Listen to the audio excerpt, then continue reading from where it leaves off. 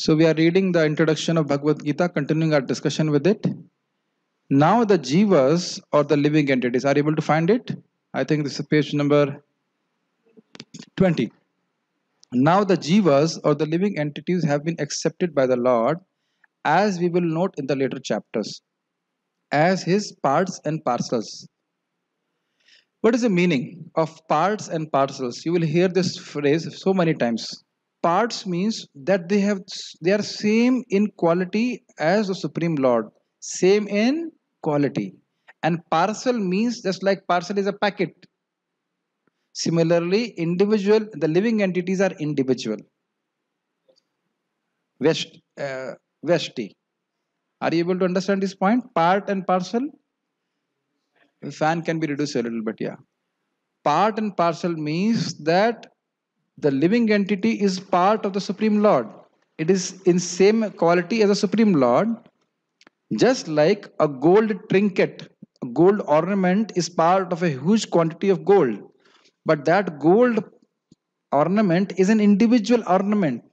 It does it make sense to you?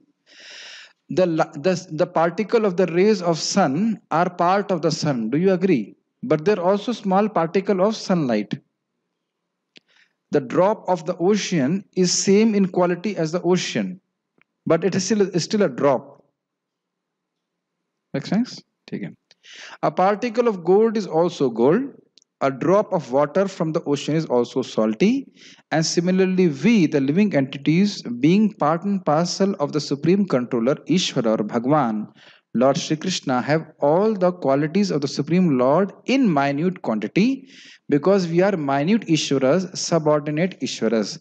Now, you see, we were just discussing in the Hindi class, if somebody doesn't have a phone, you can have this phone, that the living entity is also controlling the material nature. How it is controlling? By desiring to enjoy that material nature. But it is subordinate Ishwar because its desire to enjoy Prakriti is not, it cannot be independently fulfilled by the living entity.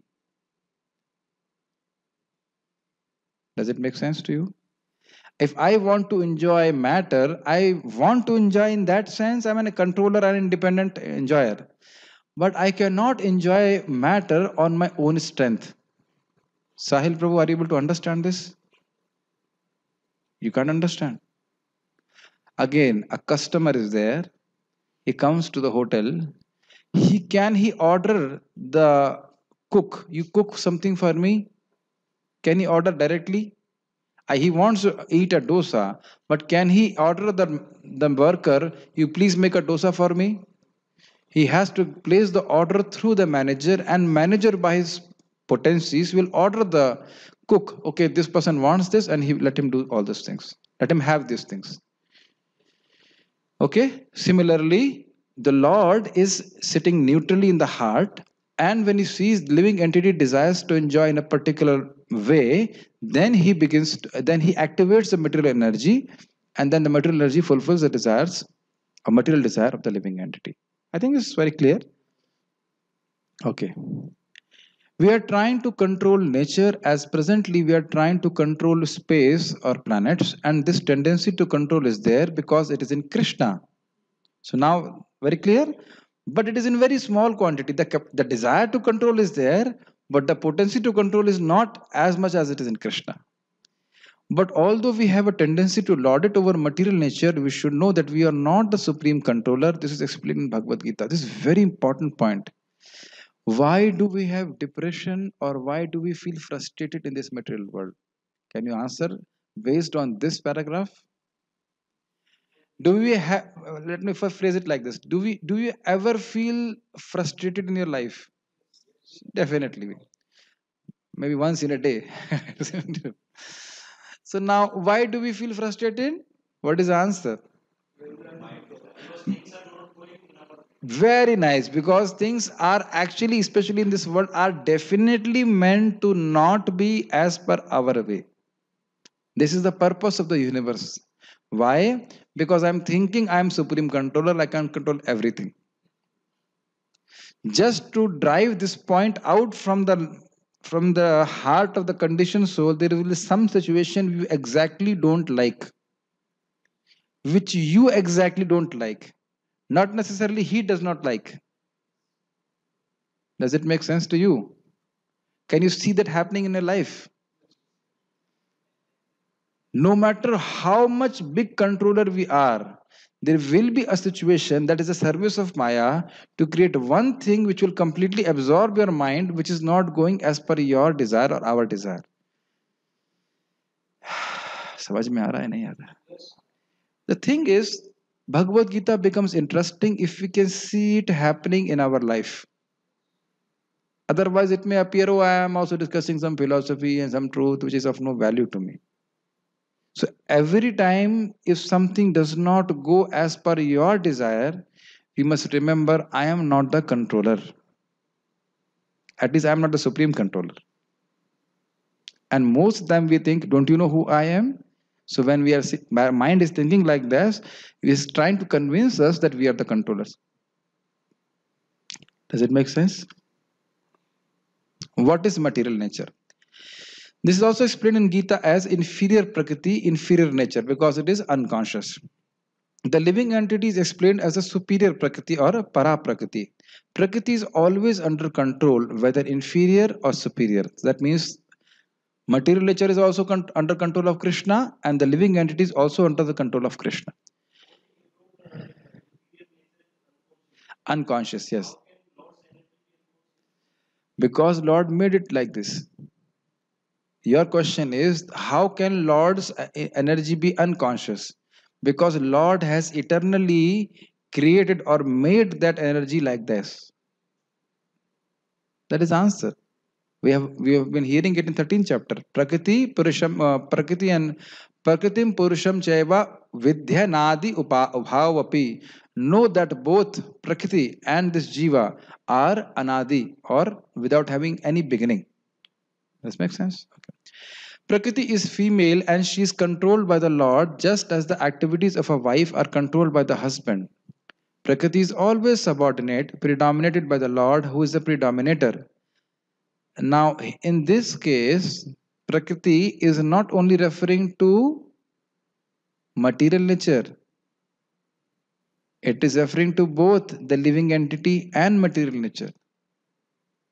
Are you able to understand this point? Because Jiva has been described as Para Prakriti and material nature has been described as Apara Prakriti in 7th chapter. So both the Prakritis are subordinated by the Supreme Lord. Just like the master will say, Sahil Prabhu, can you come this side a little bit? I can see you. Yeah. Yeah, a little bit. Yeah, this. So now, so I'm just saying the living entity, no. See, by our posture, I can understand. Suppose you're looking in that direction, then you know what? Then the mind will go in also in that direction. What is there in that wall? How many colors are there? I understand in the beginning it is difficult, but I cannot go before than this. So we are reading the introduction, yes. I'm trying to teach Bhagavad Gita from the beginning. Where is your phone and where is your book?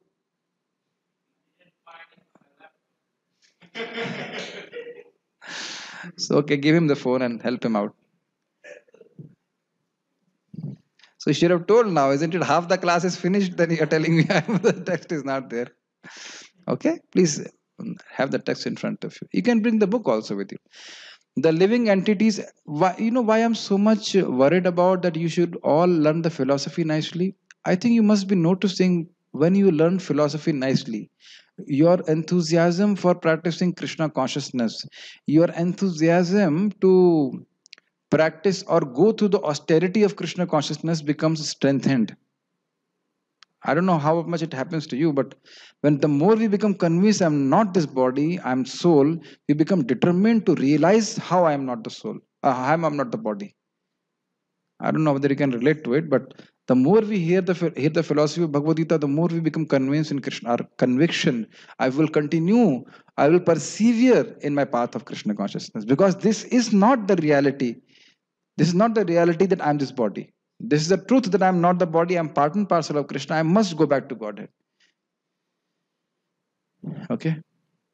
The living entities and material nature are both predominated, controlled by the Supreme Lord. So is it very clear now? Prakriti means both the living entity and the material nature. According to the Gita, the living entities, although parts and parcels of the Supreme Lord, are to be considered Prakriti. Clear? This is clearly mentioned in the 7th chapter of Bhagavad Gita. Apareyam mitastvanyam prakritim vidhi me param jiva bhutam mahabaho yedam dharyate jagat. This material nature is my inferior prakriti, but beyond this is another prakriti, jiva bhuta, the living entity. So this, I think now it is very clear. Inferior prakriti means dead matter, and jiva means superior conscious living entity. Yes. You may seem It may seem to you that these are all redundant things. I'm hearing it over and over again. But we over and over again and again, come back to the same level thinking that I'm this body and mind.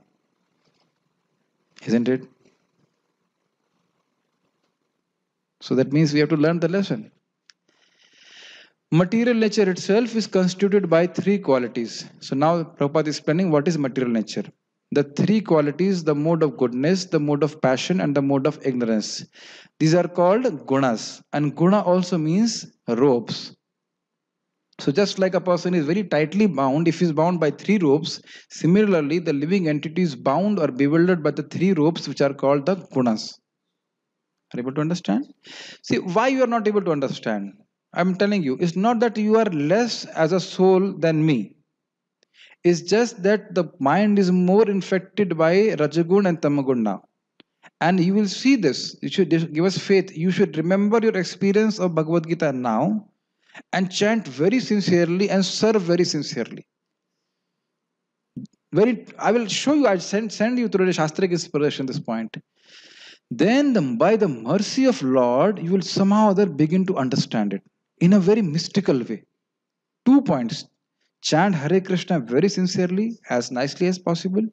And whatever service is given, we should do it with full heart. Not that, oh, I've been given and somehow or other I'll do. That is not Priti. Sometimes a devotee tends to think sadhana is important, but service is not important. But your service will give your enthusiasm for your sadhana. I'll show you by the service attitude, the desire to please Krishna and superiors, that has to be there. Does it make sense to you? And then somehow that you will see, oh, something is happening. I'm somehow that very interestingly, very amazingly, I'm able to understand Bhagavad Gita. Because Krishna has to reveal the knowledge of these words. Does it make sense? Okay. And when you begin to understand this subject matter, then the illusion gets dissipated. Then we don't want to serve Maya or material energy. Okay. Above these modes, there is eternal time, and by a combination of these modes of nature and under the control and purview of eternal time, there are activities which are called karma. Did you understand these points? Above these modes, that means Rajagun, Tamagun, Satagun, there is an energy of the Lord which is called time. And in the Hindi class, we have explained to you that earlier in the beginning, that it was Pradhan. And at that time, Rajagun, Tamagun, and Satagun, they were in equibalance. They were not active. So when the time energy of the Lord is invested in this Pradhan, then they become active. That means the time energy is controlling these modes of material nature. You are able to appreciate this point? So that means this time energy is superior to this material energy. Time energy is superior to material energy. That's why under the control of time, the gunas become activated. नहीं समझ में आ रहा है? Okay. And now when time energy is invested, the living entities who were sleeping in Mahavishnu, they and their desires were stored in their wherever they were stored. Then under the purview of time, purview means superintendence of time, they are again given bodies, material bodies, by which they can again start their career in material world. I think it should be very easy to understand. Just like under the control of time, in 1982, I was given this body. Do you accept? I mean, accept means understand from me that I was born in 1982. That means my body, this body was given to me in 1982. Under the purview of time, I left my body most probably in 1980, most probably. We are so worried about death. It's not a big, it's a regular phenomenon. So in 1980, most probably, or whatever, sometime I must have left my body, and then 81 or 82, whatever, I took birth. It's just like a simple thing. I changed my clothes like this. So, are you able to understand this is all happening under the influence of time? Even, anyhow, that will not say my thing, but you will see that now we had no idea of Krishna consciousness. But at a certain time in our life, we somehow there got association of devotees, and then we are practicing Krishna consciousness. Obviously, I'm not saying time is controlling devotional service. In time, everything happens. You will become pure devotee, but you cannot say I will become tomorrow. Okay. These activities are being carried out from time immemorial. Immemorial means you cannot track when all these material activities have been started. And we are suffering or enjoying the fruits of our activities. I always say this point. Uh, Let me just finish this. For instance, suppose I am a businessman and I have worked very hard with intelligence and have amassed a great bank balance, then I am an enjoyer. But then say I have lost all my money in business, then I am sufferer. Similarly, in every field of life, we enjoy the results of our work or we suffer the results. This is called karma. That means if I have done good activities, I enjoy in this life. I become very intelligent. Like in IIT, I had a friend who would always get 10 points. So he was thinking because of his efforts, he was getting 10 points. But then everybody can make efforts, and despite the efforts, people do not get 10 points. And even if those who are having a very good ratings or good good credits, still they may not necessarily have a good job. And still, if a person may have a good job, they may not have a good wife. And still they may have a good wife, they may not have good kids, or they may have no kids. And they may have a good kids, but then they may die.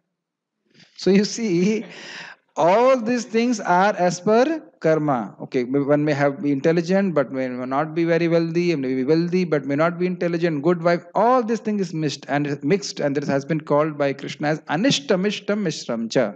Anisht means I don't want. Ishta means I want, and mixture means mixed. These results are accruing or coming to the living entity as per his previous karma. So sometimes he's enjoying, sometimes he's suffering. Do you get good food every day? Well, nowadays, yes. And our devotees are cooking very nicely, but not always. If suppose they want to cook nicely, also sometimes they may put double salt or something like that. It happens. It does not want to do bad, but happens to us. So you understand? And in both the situation, you must understand that the living entity is only suffering because the living entity is destined, no, not destined. His right is to for unlimited happiness. I repeat this point. We don't get this. The living entity is a rightful inheritor of unlimited happiness. We deserve unlimited happiness. That Lord Krishna is, Lord Rishabdev says, Tapo divyam putrikayena sattvam shuddhe tasmat brahma saukhyam tunantam.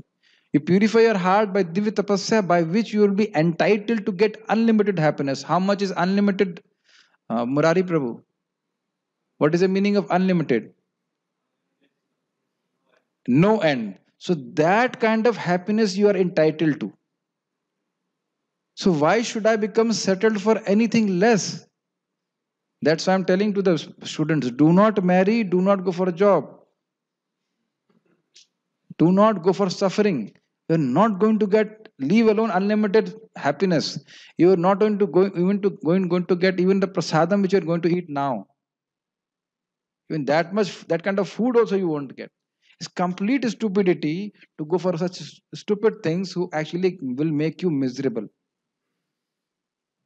That's a fact. Do you agree, Akash? At least in the class, I'll agree. If outside the class, I may not agree, but in this class, I'll definitely agree. Okay. Ishvara, the Supreme Lord, Jiva, the living entity, Prakriti, the nature, Kala, eternal time, and Karma, activity are all explained in the Bhagavad Gita that we have discussed. Out of these five, the Lord, the living entities, material nature, and time are eternal. You will to understand this point? What are the four things which are eternal?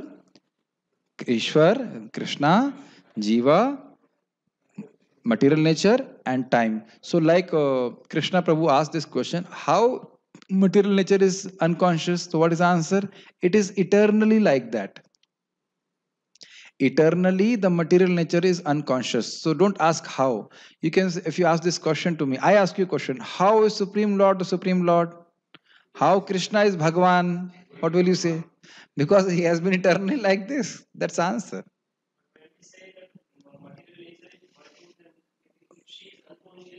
Okay, now very good question. You're saying it is she is unconscious and you say material nature is working. So again, the same answer as I was explaining in Bhagavad Gita Hindi class. If you serve with a spoon and you say the spoon is serving, or you serve the prasadam with a spoon, so through the spoon, through the instrument, it is working, isn't it? Are we not say that? Do we not say that the fan is whatever rotating? It is rotating, but by the current, and that current also is being generated in a powerhouse. And unless you switch it on, it will never work. So it is working under the by some energy that has to be there, not independently. Okay. ठीक है. The manifest. What did we? Time or eternal. The manifestation of Prakriti may be temporary, but it is not false. This is very easy to understand. That in the beginning, before creation, there was Pradhan, and after creation, it will be. After creation means after destruction. What will be there? Pradhan. That is the natural state, Pradhan to Pradhan. In between, there is some Mahatattva, some creation is there. So this is the meditation which I like the most. In this vast creation, long time of creation, especially in this, when this universe was created, 50 years of Brahmaji has passed. And one day of Brahma is equals to 1000 Chaturyugas. So can you imagine how much time has passed? And definitely we were not pure devotees in last life.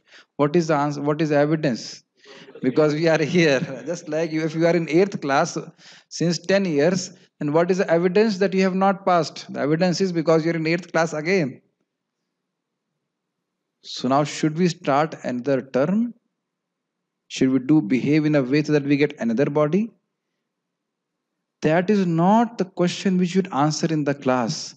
It's a question which has to be answered by us on our own. What is my decision? Do I want to finish this life of suffering again and again? And it's actually very easy. Chant Hare Krishna, take prasadam, hear Bhagavad Gita, hear Bhagavatam. You will see naturally you will proceed toward going back to Godhead. And I'm not talking about time beginningless time. Just imagine the impressions we have from this creation itself, starting from this creation. Leave that when this whole Brahman came into existence. Just the impression we have since the beginning of this day of Brahma. Can you imagine the number of years have passed? And all that gets vanished by chanting Hare Krishna. How much sincerely and eagerly we should chant Hare Krishna. One name destroys billions and zillions of lifetimes of sin. We cannot see, but everything is it's all getting cleared off. So, this is a very nice meditation. This is a temporary word. Everything is temporary. We should not be attached to temporary things, and we should have our eyes set on eternal reality. Certain things I'm saying is a very strong meditation. You will not, nobody has become happy, nobody will become happy by temporary accomplishments. So even if you don't agree, but this is the reality, and we will never be satisfied with that. Some philosophers say that the manifestation of material nature is false, but according to the philosophy of Bhagavad Gita or according to the philosophy of the Vaishnavas, this is not so. You understand? Prabhupada is telling this point that you cannot say that this harmonium is not there. You cannot say it. Some philosopher says, no, you are thinking that this is there and that is why it is there. And more stupid philosophy, it becomes created when you see it. It's called Drishti Srishti philosophy. Drishti Drishti Nyaya. When you see an object, when I see Samudra Prabhu, he becomes he's created. And when I don't see him, then he becomes destroyed. How will you feel Samudra Prabhu? I say, you're a fool. Whether you see me or not see me, I'm always existing. Yes. And it's amazing that they are supposed to be called great philosophers and they accept such foolish philosophy. Acharyas are saying these points. At that time also, 500 years back, people are ready to speak, accept such foolish philosophy. I see and it becomes created. Just like a dream. Like in a dream, you are seeing things, you have seen. In a dream, you continue to see things and they continue to be created. No, in a dream, have you not noticed? In the dream, they give the example of a dream. You keep on seeing things in a dream as they are created. So same thing they are thinking in this world, but it's not like this. Okay, it's a false philosophy. The philosophy is, yes, this body or this harmonium or anything is temporary, that we accept, but it belongs to Krishna. It is there and it is meant to be used for Krishna's service only. This is Vaishnava philosophy. So we are also not attached to matter, but we are attached to serving Krishna. And that's why a Vaishnava may appear to be more attached to material things than a materialist, apparently. Like a devotee may feel so much trouble. Oh, why my laptop is not working nicely? Hare, you are not the laptop. No, but using the laptop, he wants to preach the glories of Krishna. Does it make sense? This is called Yukta Vairagyam Uchyate. So things are temporary, but they should be used for Krishna service. A devotee may be concerned about his health more than a person who is a materialistic person. So then you cannot say, oh, your temporary body, yes, it's temporary, but it has to be used for Krishna. Just like if you want to go to a particular place and your car is broken. So you know that your car, not the car, but you're very eager to fix the car so that we can reach that place. All these things are clear? The manifestation of the world is not accepted as false, it is accepted as real but temporary. It is likened unto a cloud which moves across the sky or the coming of the rainy seasons, which nourishes grain. As soon as the rainy season is over and as soon as the cloud goes away, all the crops which were nourished by the rain dry up. Similarly, this material manifestation takes place at a certain interval, stays for a while, and then disappears. You can imagine this. Just like in the sky, the vast sky, the only portion of the sky is covered by clouds. And the clouds are created by sun. And the clouds cover the sun.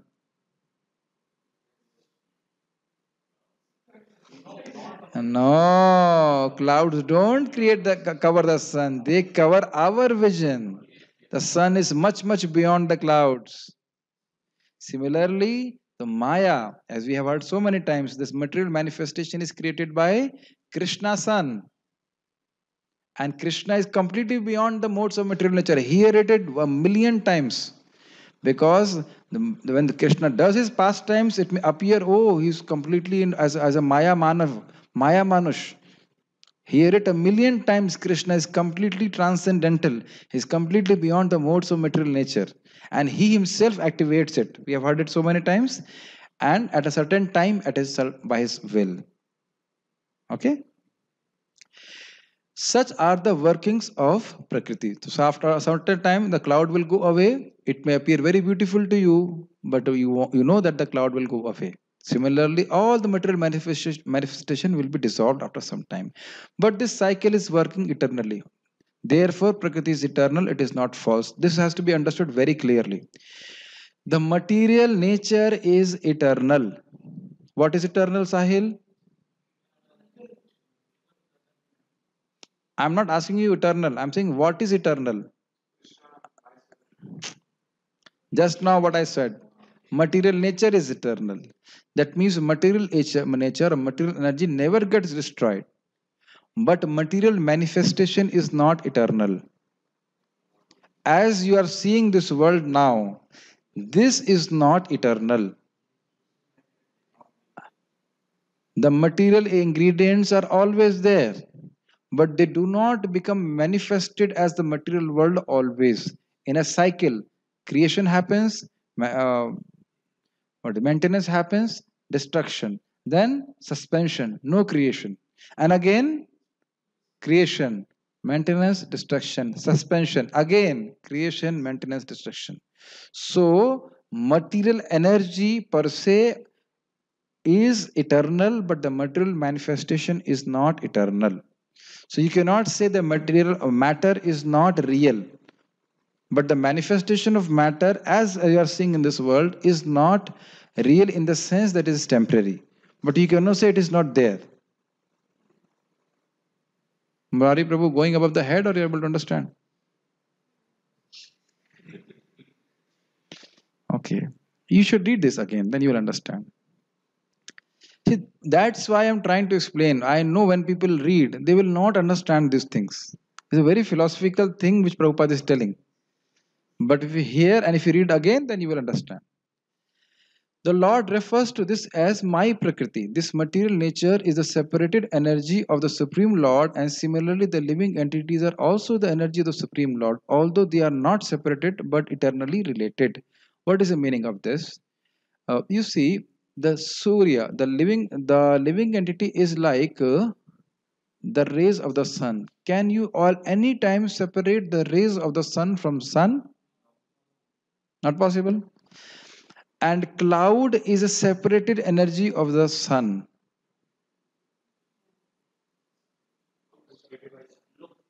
Not looks like, it is actually separated. The nature of sun rays and sun is same or different? Same. The nature of cloud and sun is same or different? Now you understand? Cloud is full of water, it is cool, but sun is full of fire. So can you see both are dependent on Krishna? Sorry, both are dependent on sun, but both the nature of cloud and sun rays is different. So sun rays is compared to the jivas who are same as quality as Krishna as Satyanand, conscious, and the material nature is as energy of Krishna, but it's separated in the sense that is unconscious. Easy to understand now. I think it must be very easy to understand. So the Lord, the living, what happens is I know that we have been discussing since almost 2 hours now. So mind tends to just too much processing, too much. We have heard too much. We have heard now you should stop. Now you should stop like this. Otherwise, things are not difficult to understand. So the Lord, the living entity, material nature, and time are all interrelated and are all eternal. Is it clear? They are all related to each other. How they are related? Material nature gives rise to material manifestation under the purview of time, and the living entity is enjoying the fruits of his karma within material nature under the control of time. Just like you had this back problem. When did you had this problem? How long back? When you met with an accident. When did you meet the accident? Before 8 months. So before 8 months you had back problem? No. Why? Because there was a particular time when you met an accident, and since that time you have back pain. Now you able to see this point? नहीं समझ में आ रहा? Only at a particular time our karma had to fructify that we had to meet an accident. नहीं समझ में आ रहा? Only at a particular time I'll have my karma will fructify that I had some problem. So when you start seeing this, you stop becoming miserable. You will still have a problem. You had a skin problem. Before coming to Vrindavan, you had a skin problem. So at a particular time, this all started. Can you see that our enjoyment and suffering are coming as per time, or you're not able to see? Sachin, you're able to see? It's not that only you are suffering. I also have some problem with my body. You must also have something.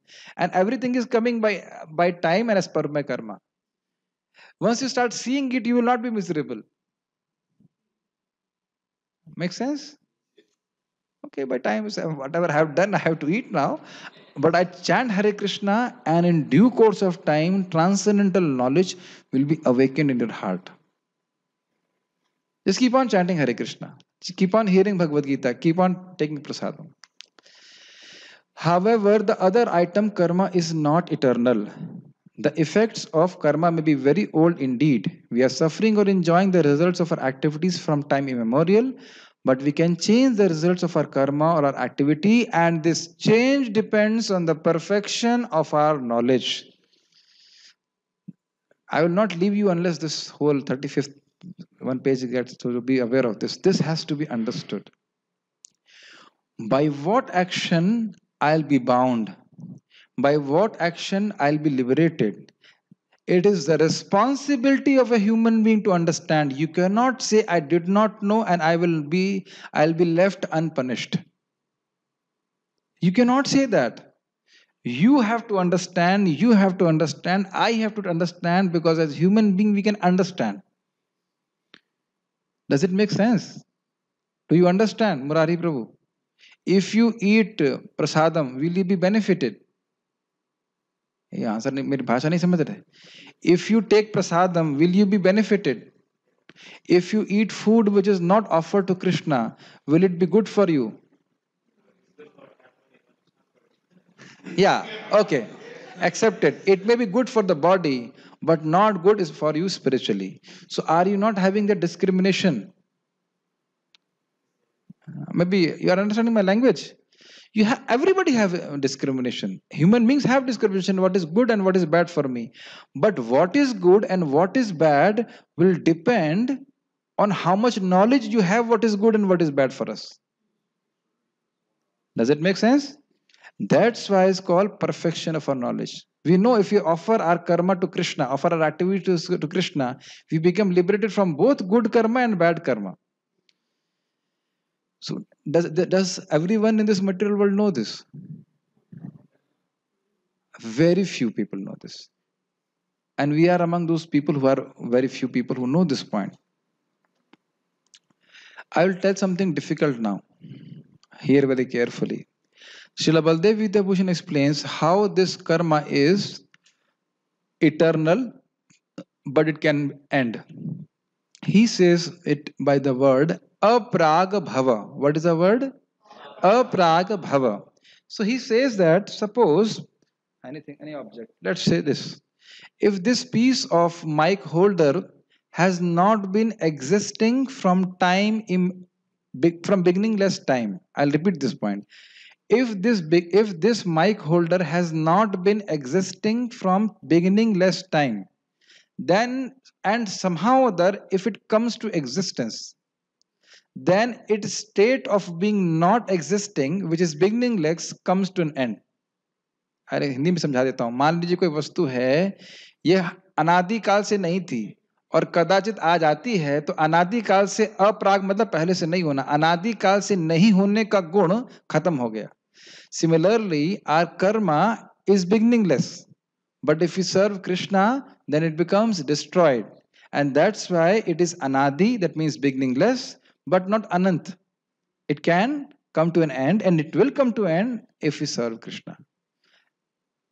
I know this is a little hi-fi, but you can understand. See, when you start applying your intelligence in that direction, then it will not tend to go towards sense gratification. What did Prabhuji said about apraga bhava? What he wanted to say? What is beginningless time? What is? Then your mind will become sharp, and you will understand philosophy. Okay, and it's not philosophy. This is the truth of life. We are engaged in various activities. Undoubtedly, we do not know what sort of activity we should adopt to gain relief from the action and reactions of all these activities, but this is also explained in the Bhagavad Gita. So you see, Bhagavad Gita addresses Jiva, Ishwar, Prakriti, Kal, and also how Jiva can become free from the bondage of karma. Any questions are there? Okay, so we shall stop here. Srimad Bhagavad Gita ki jai, Srila Prabhupada ki jai.